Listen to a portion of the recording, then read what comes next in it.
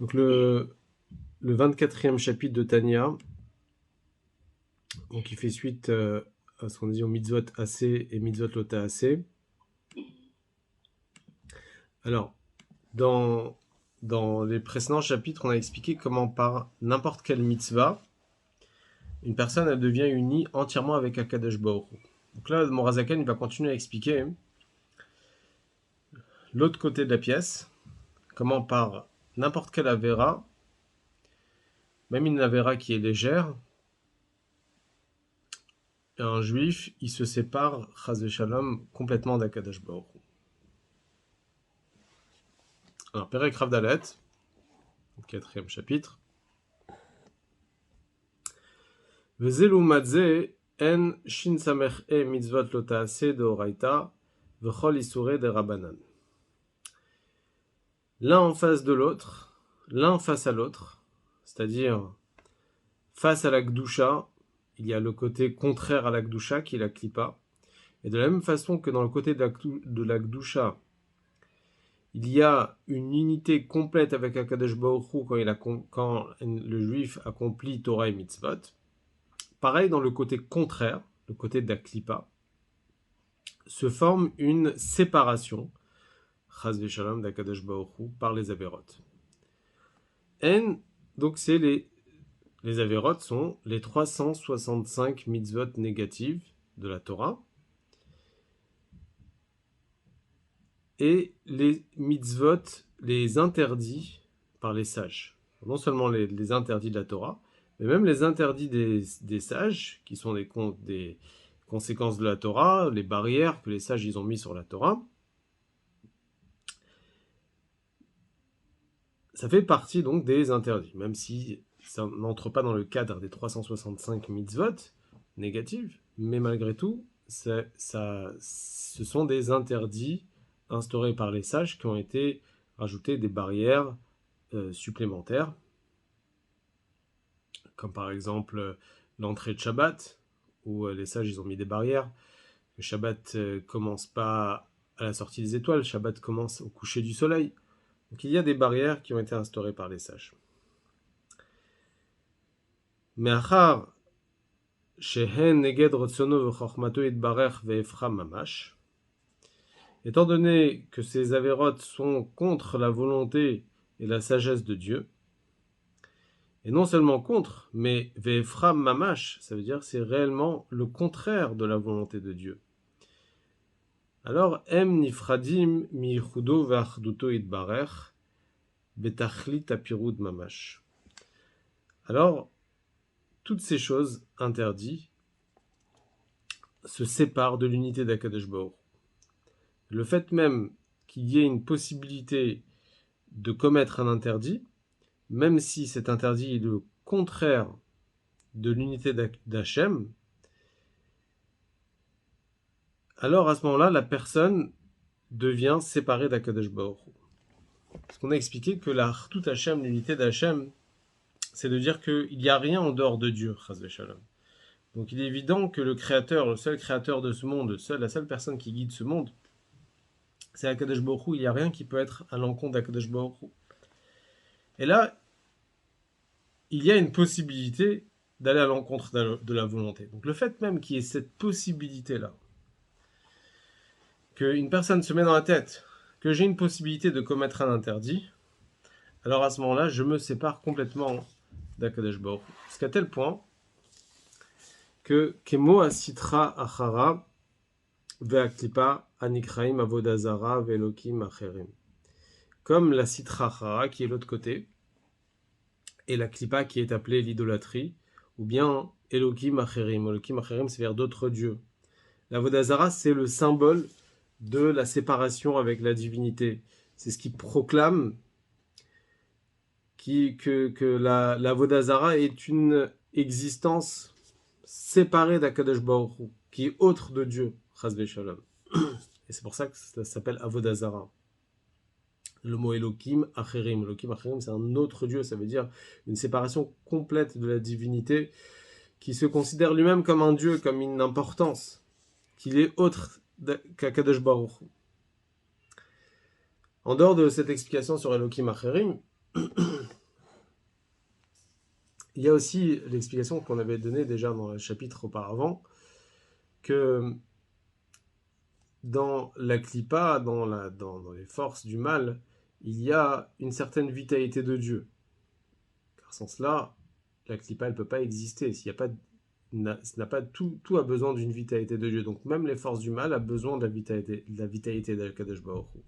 Mais cette vitalité-là, elle est cachée à l'intérieur de la klipa, et elle n'est pas ressentie du tout. Donc, qu'est-ce qui reste? Qu'est-ce qui est ressenti? C'est uniquement la klipa. Et la klipa, c'est à l'encontre de la volonté de Dieu.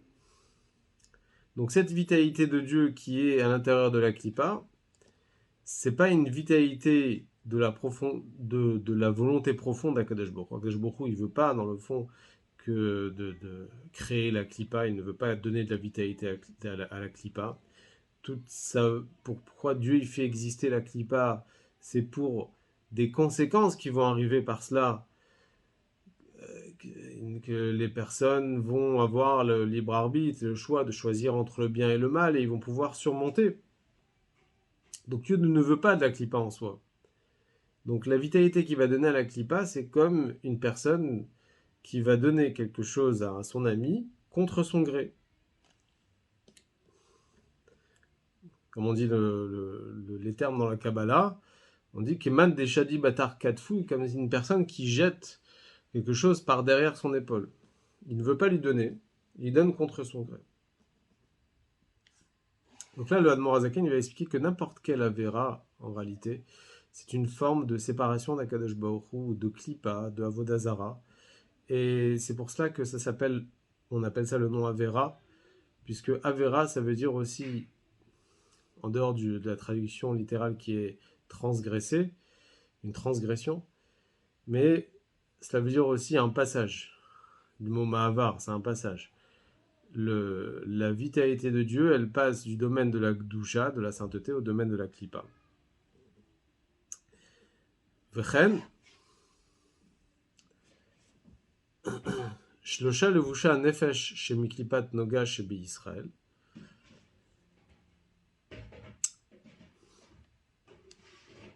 Alors, en dehors de la Vera elle-même, il y a aussi, donc on a dit tout à l'heure, la possibilité de faire une Avera.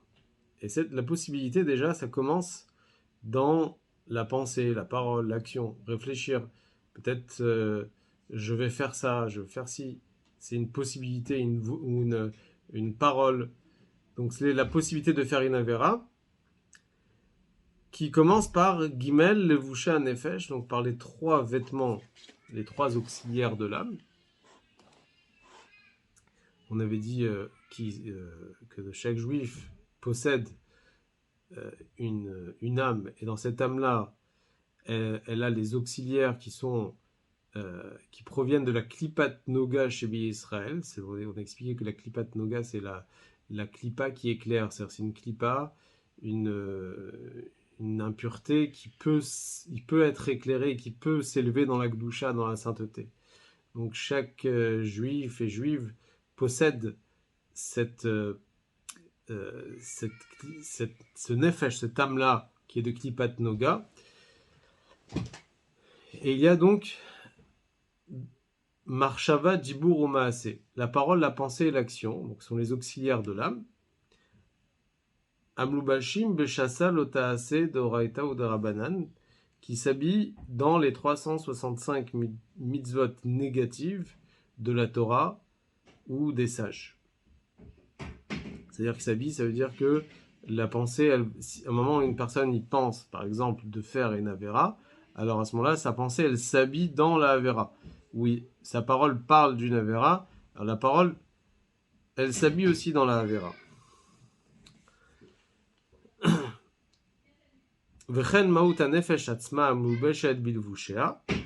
Ainsi,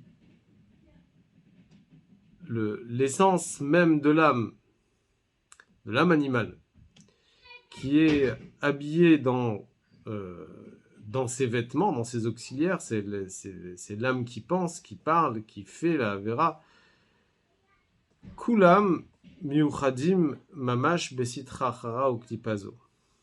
Toutes ces avérotes-là sont et l'âme elle-même aussi, quand elle fait la Avera, elle s'unit avec la Sitra Achara, donc avec l'autre côté, donc l'opposé à la Gdusha, à la sainteté, et à cette Klippa, qui est appelée aussi Avodah Zara, qui est appelée donc, de l'idolâtrie.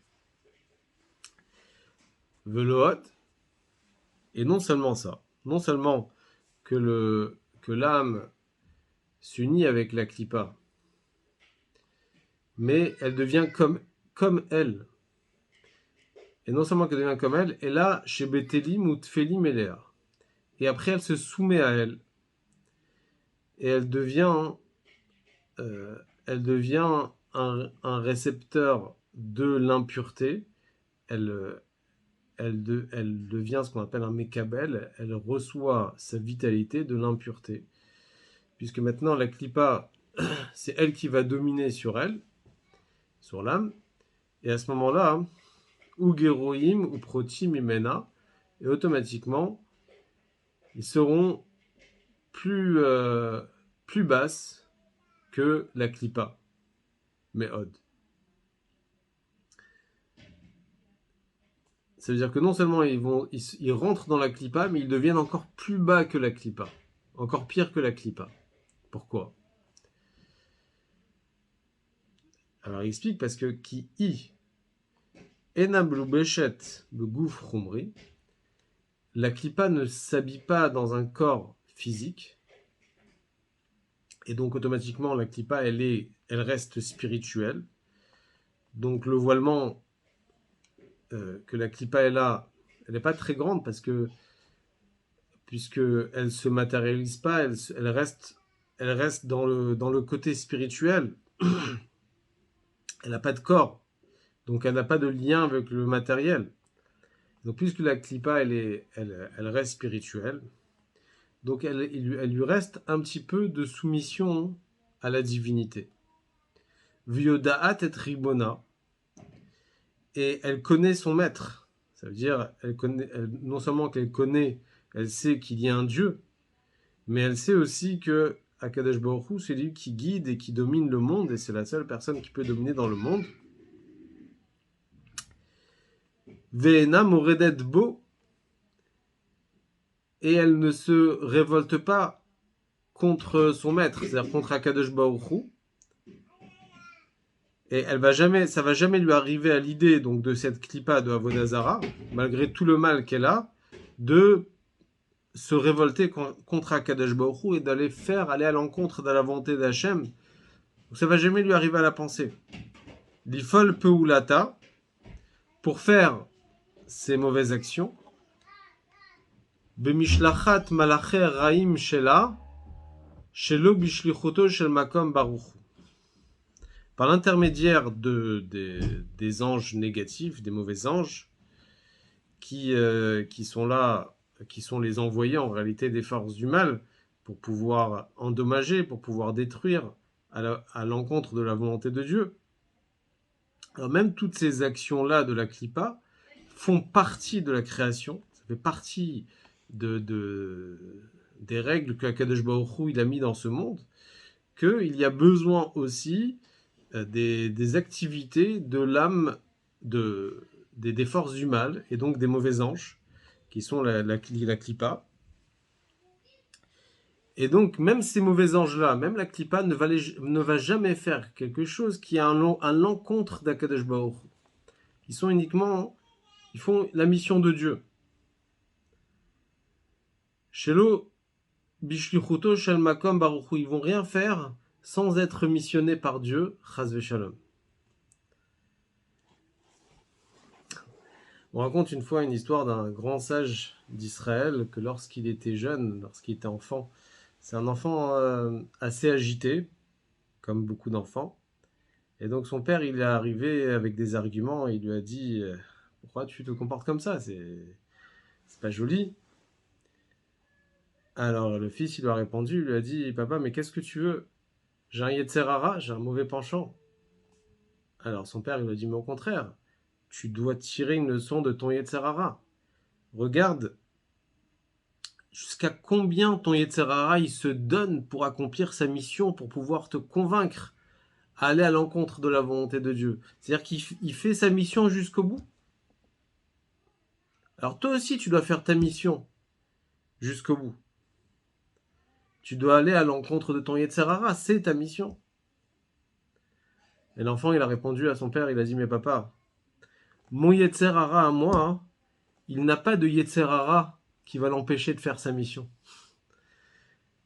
Mais moi, j'ai un Yetzer Hara. Alors c'est sûr que ce qu'on voit d'ici, c'est qu'en réalité, même le Yetzer Hara, tout ce que le Yetzer Hara il fait, il ne fait que par la volonté d'Hachem. Donc quand un juif il transgresse, il fait une avéra, Chas v'Shalom, alors il est plus bas que son Yetzer Hara, parce que son Yetzer Hara il fait la volonté de Dieu. Mais lui, il n'est pas là, il fait pas la volonté de Dieu.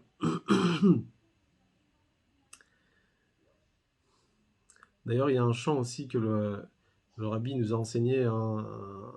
Souvent, en Simchat Torah, le rabbi enseignait des chants. Et c'était un Yud-Shvat, où le rabbi avait enseigné aussi un chant. C'était un chant qui commence par Tzamalech Hanafshi, mais il termine avec une phrase en ukrainien.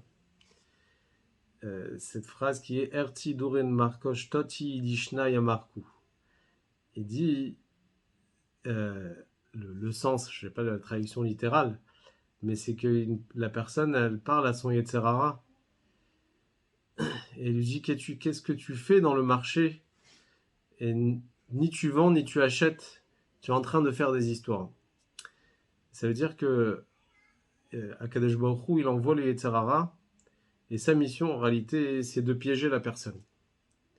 Mais le Yetzer Hara, il fait la mission de Dieu, c'est Dieu qui lui a demandé de faire ça. Maintenant, la personne qui est sur terre, c'est une Neshama qui est habillée dans un corps.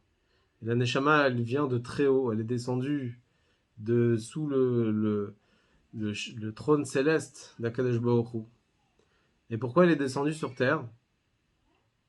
Elle est descendue pour comme il dit dans le chant, donc il dit c'est comme un yarid. Un yarid, c'est comme une, comment dire, euh, un marché où les gens ils vont acheter pour faire du commerce.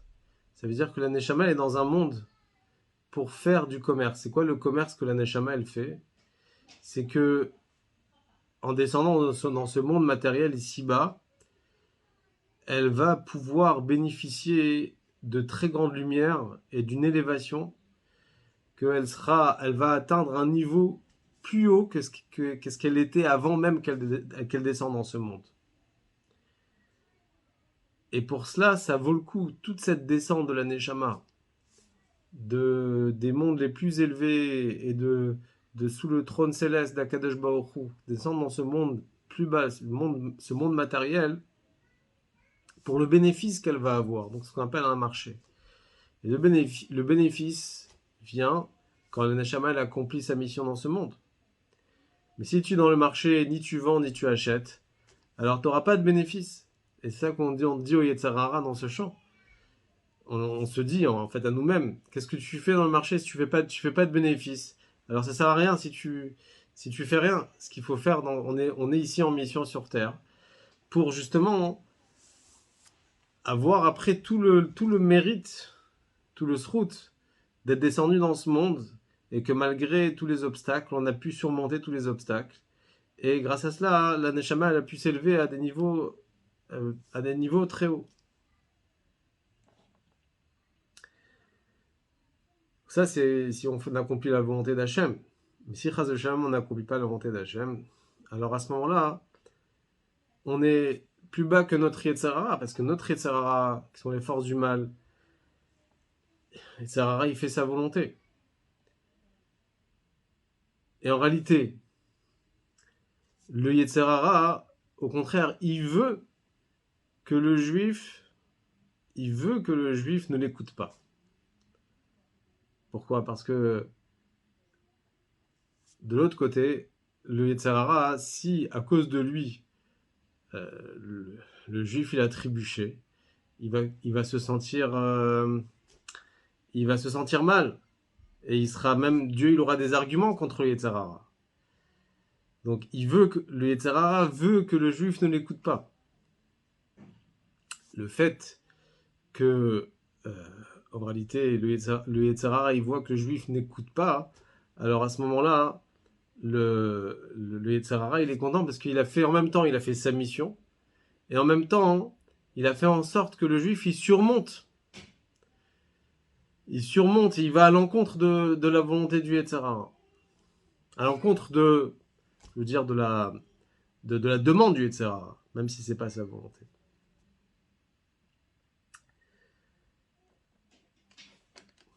Alors je continue dans les mots qu'on voit, il ramène une preuve de la Torah, que même Bilam Aracha, il ne pouvait pas aller à l'encontre de la volonté d'Hachem. Ou que Mahamar Bilam, et comme Bilam il a dit, lorsqu'il a répondu à Balak, Balak lui avait demandé de maudire le peuple juif, et il a dit à Balak, il a dit, même si Balak il va me donner toute sa maison, tout son or et son argent, lo uchal la avor et pi Hashem. Je ne pourrai pas transgresser la parole d'Akadosh Baruch Hu. Pourquoi? Parce qu'on dit tout à l'heure, la clipa ne peut rien faire à l'encontre de la volonté d'Hachem. Alors même si on a vu que Bilam il a fait des fautes, il a appelé Bilam le rachat, et qu'il a fait souffrir son animal, qui était l'ânesse, il avait quand même, malgré tout, il avait le libre arbitre dans un certain point, et que Bilam, il a transgressé la volonté d'Hachem. Mais lorsque Bilam il a dit « je ne peux pas transgresser la bouche de Dieu », c'est parce que la clipa spirituelle, au moment où Balak lui a demandé de maudire le peuple juif, cette clipa elle s'est habillée dans Bilam, et il a ressenti tellement forte cette clipa, c'est au moment où il devait maudire, que là, dans sa prophétie, en réalité, parce que sa prophétie était habillée de clipa, dans sa prophétie, il a dit « je ne peux pas transgresser la parole de Dieu ». Au stade où il était, il avait cette révélation on va dire, de la clipa spirituelle, la force de mal spirituelle, qui fait que ça lui a mis dans une situation où il a dit « non, je ne peux pas transgresser la volonté d'Hachem ». Ve'av shenikra avodazara. Alors, la clipa, concrètement, on l'appelle de la avodazara, on l'appelle l'idolâtrie. C'est ce qui symbolise toute la séparation envers Akadosh Baruch Hu. Donc comment on peut dire que la clipa elle est soumise à Dieu? Quel est le... Ouais, est-ce que tu apprends que la clipa dit je peux pas transgresser la volonté d'Hachem? Alors il explique en réalité cette différence. Il dit Ad karoule lakad elokaya. Les clipotes qui sont influencés par comme par exemple les nations du monde, ils sont influencés par la clipa, ils appellent Dieu le Dieu des dieux. Comme c'est rapporté dans le traité Menachot, page 110, que malgré que les clipotes se considèrent comme des dieux, mais en même temps ils reconnaissent que Akadosh Baruch Hu il est au-delà de eux et que Akadosh Baruch Hu il domine sur eux. Et c'est pour ça qu'ils ont une sorte de bitoul particulier envers la divinité. Et donc à ce moment-là, Ve'enam yecholim la'avor klal al rotzono yitbarer. Et pour cela, ils n'ont pas la possibilité de transgresser la volonté d'Hachem.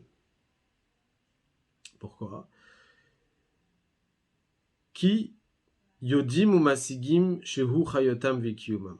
Malgré qu'ils sont séparés d'Akadosh Baruch Hu, puisqu'ils ils se sentent séparés de Dieu, mais de l'autre côté, étant donné que les clipotes, elles sont spirituelles, elles ne sont pas habillées dans un corps physique, alors ils savent et ils comprennent que leur existence et leur vitalité ne vient que de Dieu.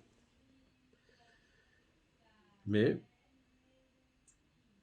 Shiyonkim miprinat achoraim da achoraim. Shel ratzon elyon baruchu amakif alehem.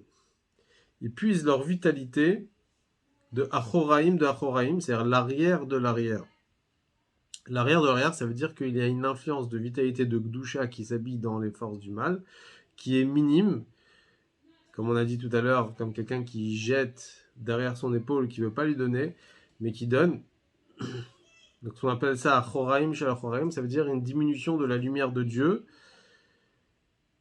puisque Dieu, il n'en veut pas de la clipa, au moment où il leur donne. Donc en réalité, les clipotes sont la Choraim de Choraim, l'arrière de la volonté de Dieu, Shel Ratzon Elion Baruch Hu, de la volonté de Dieu, Amakif Alehem, qui les entoure et qui n'entre pas en eux, à l'intérieur d'eux, parce que si cette vitalité, elle rentrait à l'intérieur d'eux, ils auraient été complètement soumis à Dieu, il n'y aurait pas eu de clipote.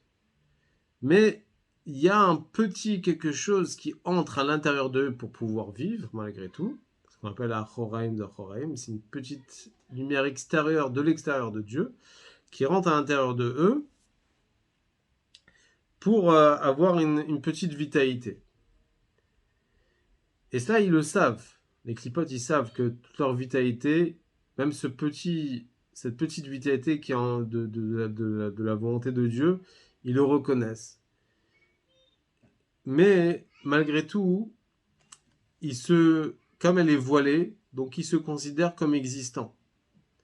Donc ils se considèrent eux comme des dieux, mais ils vont considérer Dieu comme le Dieu des dieux. C'est vrai qu'ils vont appeler Elakad et Elokaya.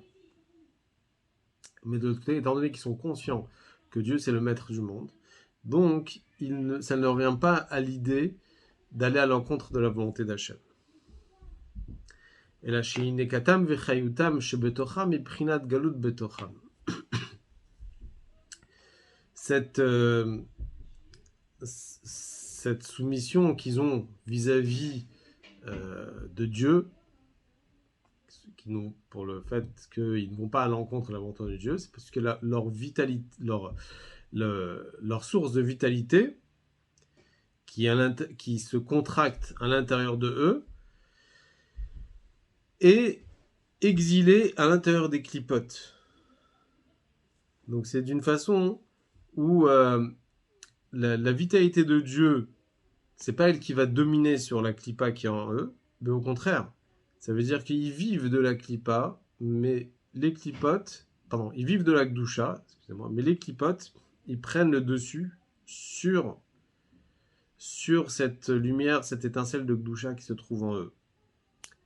Et comme on avait donné cet exemple dans un des chapitres, on avait donné l'exemple d'un roi qui se trouve exilé chez son ennemi, et il sert son ennemi, et il l'aide à faire la guerre contre lui. Donc c'est exactement la même chose, ça veut dire que cette vitalité de Gdusha qui est dans la Klippa, elle est là maintenant, elle sert la Klippa pour aller à l'encontre de Dieu. L'archive Atzman l'Elokut, pour se considérer comme une divinité. C'est-à-dire, une divinité, c'est-à-dire une forme d'importance. Moi, je suis important. Moi, j'existe. Va réseau kfira be'achduto. Et ça, c'est nier dans l'unité d'Akadosh Baruch Hu. Donc, la Klippa, elle a, d'un côté, elle est soumise à Dieu, mais de l'autre côté, elle se sent existante et séparée de Dieu. Ça veut dire que la Klippa, elle reconnaît Dieu, donc elle n'écarte pas l'idée que Akadosh Baruch Hu, il est là, et que c'est Akadosh Baruch Hu qui domine le monde. Mais de l'autre côté, elle se considère aussi comme une divinité, comme une importance. Donc, elle, en d'autres termes, la Klippa, elle nie l'unité d'Hachem, elle nie la hardout de Dieu, mais elle nie pas l'existence de Dieu. Elle va nier la hardout, mais pas l'existence. C'est dit ici. Aval mikol makom enam kofrim vekachashu b'Hachem legamre. Malgré tout, donc les clipotes, ils nient pas l'existence complètement de Dieu. Chas v'shalom. Velomar lohu, et de dire ce n'est pas lui. Kadosh Baruch Hu, il n'existe pas. Ça n'existe pas dans la clipa. Alors c'est vrai qu'on a vu dans l'histoire, il y a eu dans les nations du monde certaines personnes qui niaient l'existence de Dieu, comme c'est connu avec Sancheriv, le roi de Hachour, qu'il a envoyé des gens pour maudire Akadosh Baruch Hu. Là, c'est vraiment un niveau qui est très très très bas dans les clipotes. C'est une exception, on va dire, dans les clipotes. On appelle ça les clipotes qui proviennent des séharot. Ça veut dire que normalement, une clipa, c'est spirituel. C'est la clipa, c'est quoi? C'est la contraction de la lumière de Dieu qui descend de niveau en niveau jusqu'à qu'elle se contracte tellement bas que ça va même pouvoir s'habiller dans de la clipa. Mais là, à ce moment-là, ce stade, la clipa, elle ressent encore la divinité. Mais il y a une forme de contraction qu'on appelle ça la contraction des séharot. C'est-à-dire c'est un saut un saut en profondeur dans la clipa, comme les séharot. Les séharot, c'est les cheveux. Quand les cheveux, par exemple, la vitalité qu'il y a dans les cheveux n'est incomparable avec la vitalité qu'il y a dans le cerveau. Alors que les cheveux, ils viennent directement du cerveau.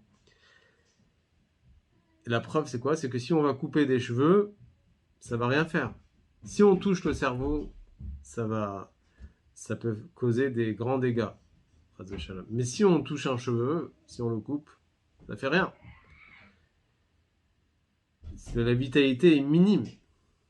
Donc on voit ce saut qu'il y a entre la vitalité qu'il y a dans le cerveau et la vitalité qu'il y a dans les cheveux. Et c'est pareil, donc dans la clipa, il y a parfois des exceptions où la clipa elle descend tellement bas qu'elle nie complètement l'existence de Dieu. Elle ressent plus du tout d'existence de Dieu. Et à ce moment-là, elle est capable de maudire, elle est capable de nier complètement Akadosh Baruch Hu. Mais ça, c'est en général, c'est quand la clipa, déjà, elle s'habille dans un corps physique. Alors, le corps physique, déjà, matérialise encore plus la clipa. Mais quand la clipa, elle est dans le stade spirituel, à ce moment-là, elle ressent la divinité. Donc, elle va nier l'unité de Dieu, mais elle ne va pas nier l'existence de Dieu.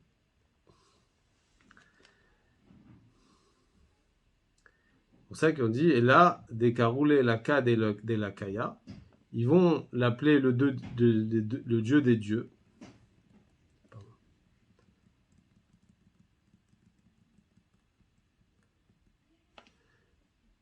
Ve'enam yocholim la'avor klal ha'rotzon yitbarech. Je crois qu'on a fait ça.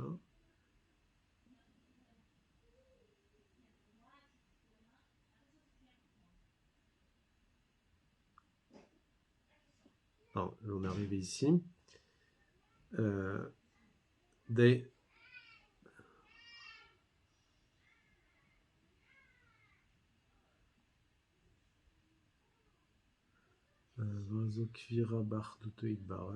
voilà, donc ça c'est ce qu'on a dit. Donc il nie l'unité d'Hachem, mais comme enam kofrim vekarashu b'Hachem legamre v'lomar lehu, là des karou lakad et lekaed, aynu chayutam vekiyumam animshach veyored alehem merotzono yitbarer. Donc là ils ressentent la vitalité qui vient de Dieu. Et c'est pour ça, et c'est pour cela qu'il ne transgresse jamais la volonté de Dieu. Alors,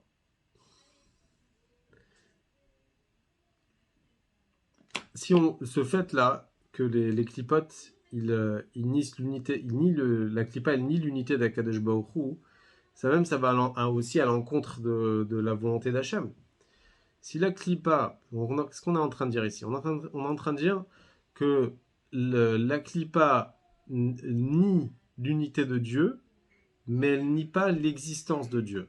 Mais si elle nie l'unité de Dieu, que Dieu il est un, qu'il n'y a qu'un seul Dieu dans le monde, et que c'est aussi aller à l'encontre de la volonté d'Hachem. Ainsi, l'Admorazaken, il dit qu'en réalité, non, c'est Dieu qui les a créés comme ça. C'est-à-dire que Dieu, il a créé les clipotes de façon à ce qu'elles vont nier l'unité d'Hachem. Mais ça, c'est pas de leur faute. Akadosh Baruch Hu les a créés comme ça, et c'est leur mission de, on va dire, de nier en vérité la hardoute de Dieu et de croire qu'il y ait autre chose en dehors de Dieu, chas v'shalom, mais qui est associé à Dieu. Et c'est pour ça justement que, euh, par exemple, les nations du monde, les goïms, n'ont pas d'interdiction de croire au chitouf. Chitouf, ça veut dire de croire à l'association, de croire à ce qui est par exemple des mazals qui sont associés à Kadesh Baruch Hu. Un juif, il n'a pas le droit de croire à ça. Un juif, c'est interdit de croire aux astres et à tout ça, que grâce aux astres, on va avoir notre chance, etc. Un juif, il n'a pas le droit de croire à ça, c'est de la vodazara, c'est de l'idolâtrie. C'est ce qu'on appelle du chitouf, de croire qu'il y a quelque chose qui est associé à Dieu. Cependant, un non-juif, il n'a pas cette interdiction-là. Même si dans les 7 lois de Noachik, il y a la mitzvah de croire en Dieu et de ne pas faire d'idolâtrie. Mais pour eux, ce n'est pas considéré de l'idolâtrie de croire qu'il y a quelque chose qui est associé à Dieu. Pourquoi ? Parce que leur source de vitalité provient de la klipa, et que la klipa, elle ne ressent pas la hardou de Dieu. Dieu a créé la klipa comme ça. Donc c'est dans leur... Ils ont été créés comme ça, donc on ne peut pas leur demander d'être autres de ce qu'ils sont. La nature de la klipa, c'est nier l'unité d'Hachem. Nie pas l'existence de Dieu, mais nie l'unité d'Hachem. Donc ils ont le droit de croire à une forme de chitouf, même si c'est faux. Et qu'un juif n'a pas le droit d'y croire à ça. Mais eux, ils n'ont pas cette interdiction-là.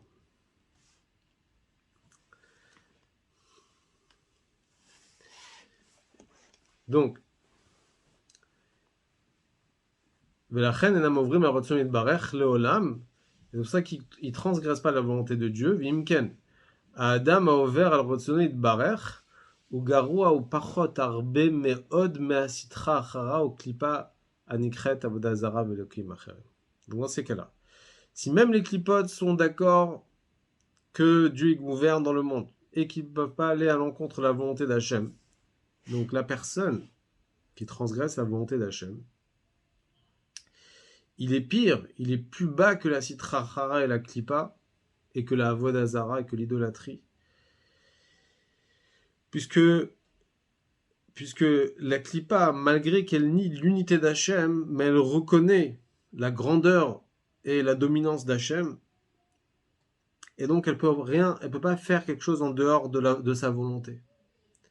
Alors que l'homme qui faute, peu importe la faute qu'il va faire, il est en train de montrer que il est en train de montrer que Akadosh Baruch Hu, il est pas là, chas v'shalom. Comme si qu'il est en train de dire à Dieu, maître du monde, avec tout le respect que je te dois, moi je fais ce que je veux et non pas ce que tu veux. Donc il nie chas v'shalom à Kadosh Baruch Hu. Donc c'est pire que la klipa. Parce que la klipa, elle va faire ce que Kadosh Baruch Hu veut. La personne qui faute, il est en train de dire à Dieu, non, moi je fais ce que je veux, je fais pas ce que tu veux. Vous betachlit à piroud mi chudo v'achduto shel Kadosh Baruch Hu yoter mimena.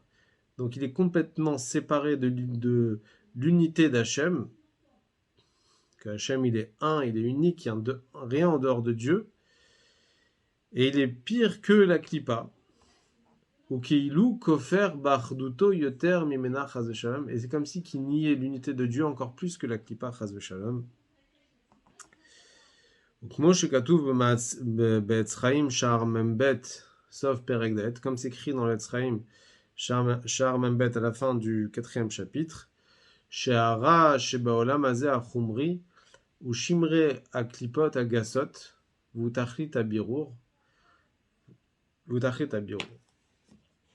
dans le, donc dans le Etzraïm, donc c'est des livres de Kabbalah, qui écrit que le mal qui se trouve dans ce monde matériel est des résidus des clipotes. C'est-à-dire quoi, des résidus des clipotes agaçotes, des grosses clipotes. Les résidus, en général, quand on dit des résidus, ce qu'on appelle les psolettes, c'est si par exemple je remplis un tonneau de vin, vous voyez dans les tonneaux de vin, il y a la lie qui va en bas. Donc c'est vraiment les résidus, ou bien dans les tonneaux d'huile aussi, c'est la même chose.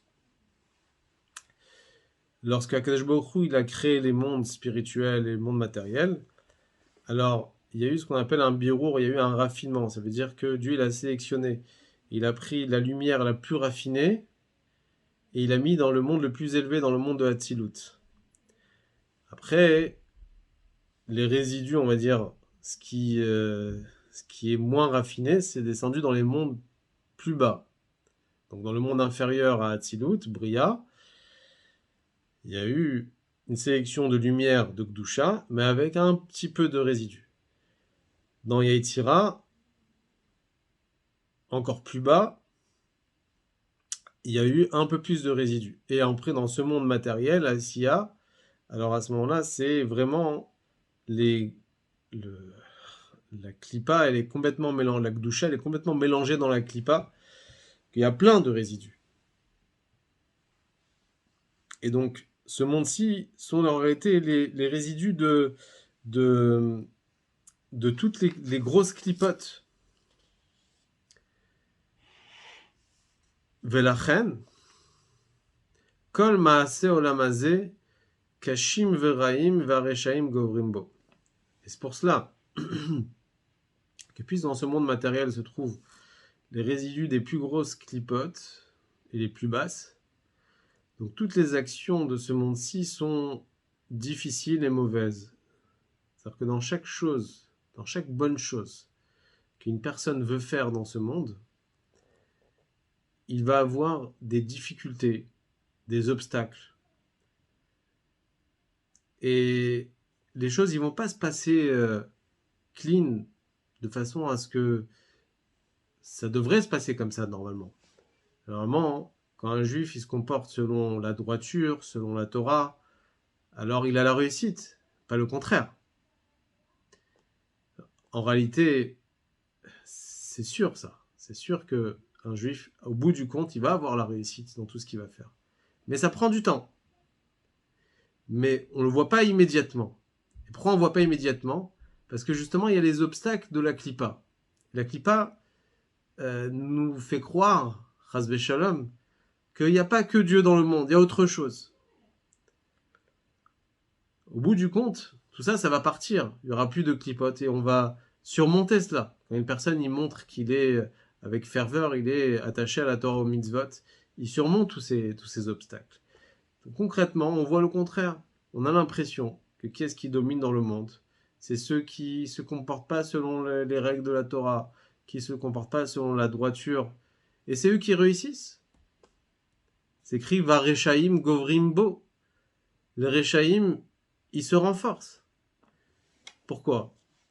Parce que, comme on a dit tout à l'heure, dans ce monde se trouvent tous les résidus des mauvaises clipotes. Dans ce monde ici-bas. Et donc on est très très très loin de la vérité que Enod Milvado, il n'y a rien en dehors d'Akadosh Baruch Hu.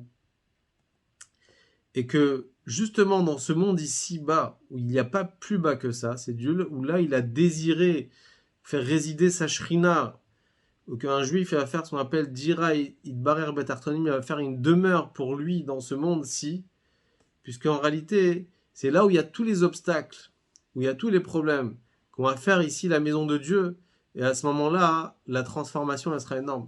Et à ce moment-là, on va monter au-delà d'où on était avant, de la Neshama était avant, et on pourra révéler l'essence même de Dieu dans ce monde, très prochainement avec la venue de Mashiach, Merabia Meno. Je vais rallumer les micros si vous avez des questions.